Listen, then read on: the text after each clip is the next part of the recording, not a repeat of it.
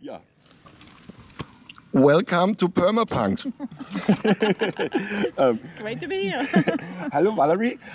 Thanks so much to take some time to have a little interview with us. And yeah, we will put your information about you into the screen so we can dive directly into my questions. So first question would be, why are you teaching people like me permaculture? Because permaculture is a really good toolkit.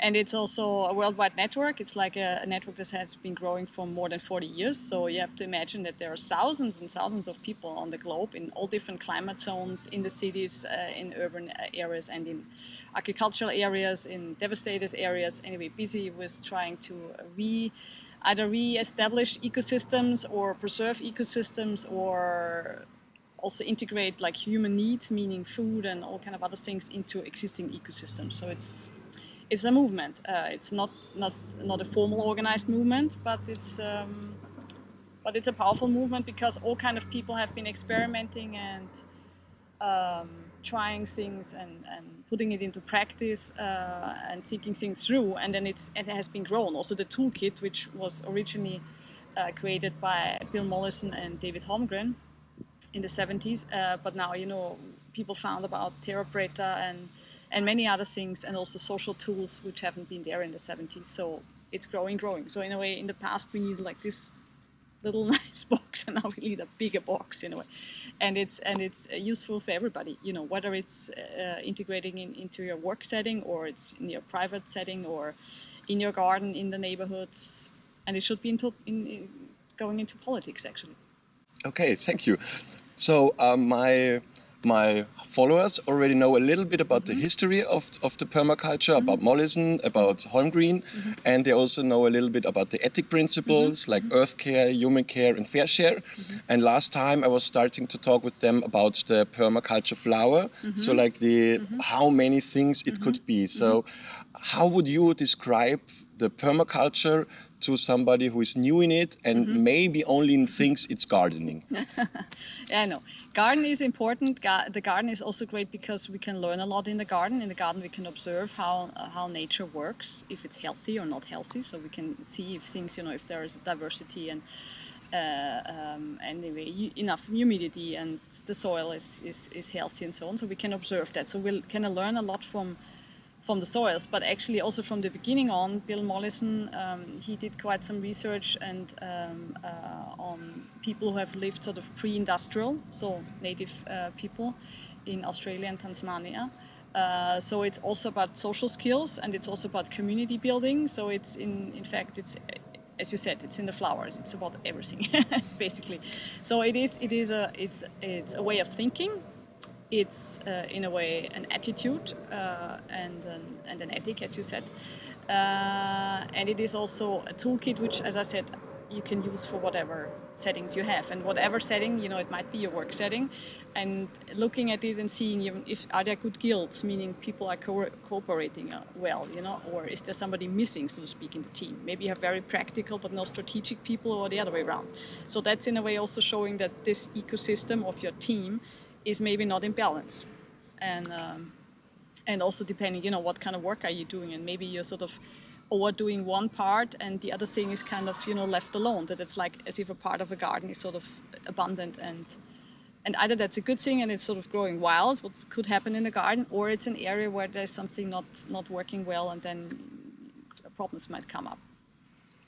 Oh, thanks a lot.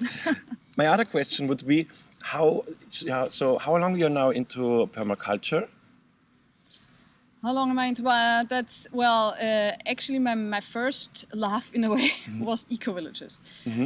So I am working on the topic of eco-village since 1999, when I got to know the concept when I was in the Netherlands studying architecture, and I realized that this is again a great toolkit, and again a straight strategy where you have a couple of people sort of sharing a vision, which is almost always also ecological. And that's a great, it's like a laboratory, if you have with 50 people, you can try out things you might not be able so easily to try with one or two. Nevertheless, I always say each eco village is a permaculture project, but not each permaculture project is an eco village. So in a sense, I'm in the whole thing for long, and I heard about permaculture also way back then. But I got really into this when I moved to the States on the farm. That's an eco-village, one of the old ones. They got the Alternative Nobel Prize. And there was sort of a seminar center, like the eco-village training center, where they taught indeed permaculture, appropriate technology, all kind of handy things in regards to sustainable development, and of course also eco-village design.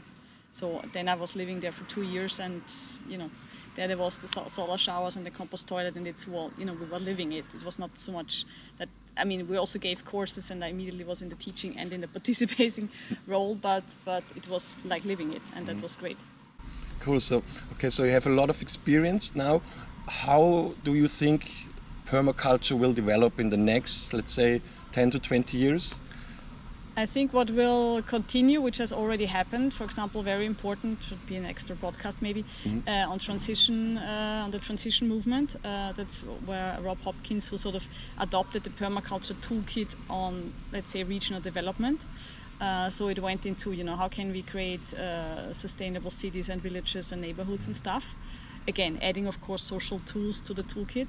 And I think that will continue more and more. So we have, if you look now at, for example, in Germany at the institute, what they are offering, that's a courses really from how to draw and how to manage yourself, even, let's say, economic aspects, social aspects, of course, gardening aspects, and ecology and everything. So it's, I think it will continue to be wide and maybe even wider, but also maybe more, even more and more integrated. It was about integration from the beginning on, but I feel like we have more and more the capacity and the possibilities to work on all different levels, and then be more, even let's say we want to do a garden project, taking some of the social tools and then being more effective and more joyful, hopefully, and also not the old pattern probably of let's do everything for the world, but we can die because we have no money and no food and stuff. That's not the right strategy. So I guess it's more, maybe more mature, I would hope. Mm-hmm. Cool, thanks a lot. So last question, if some of my followers wants to join this global movement, and where can they go? What should they do? What would you recommend them as a beginner? A couple of things. Well, one possibility is that you get yourself a Wikipedia poster. Yeah? What we did here is, or maybe here, what we did is we put the ideas of the permaculture on one page. So that's like the summary of the summary in a way. If you have this, then you get the basic toolkits. That's one option. So anyway, that could be sort of a navigation tool. Then, of course, visiting projects, whereby the thing is that in a way you would need to visit a lot of different projects, and with certain projects it's going to be very obvious, or it's going to fulfill the certain pictures we have, and other projects are probably very permaculture without that you see on the first glance. So you need something to dive deeper. For this, of course, the PDC is it's like a worldwide curriculum, whereby the curriculum it's sort of a basic strategy, and then at the moment there is no official curriculum, so it depends. You have to check with the organizations if you feel like that's the right place to be. And of course there are tons of books and movies. Just watch in habit maybe as a first thing. Cool. Hey, Valerie, thank you so much for your time. You're welcome. I would love to hug you, but in Corona times, let's do it like this. Thanks a lot. Thank you too. All the best.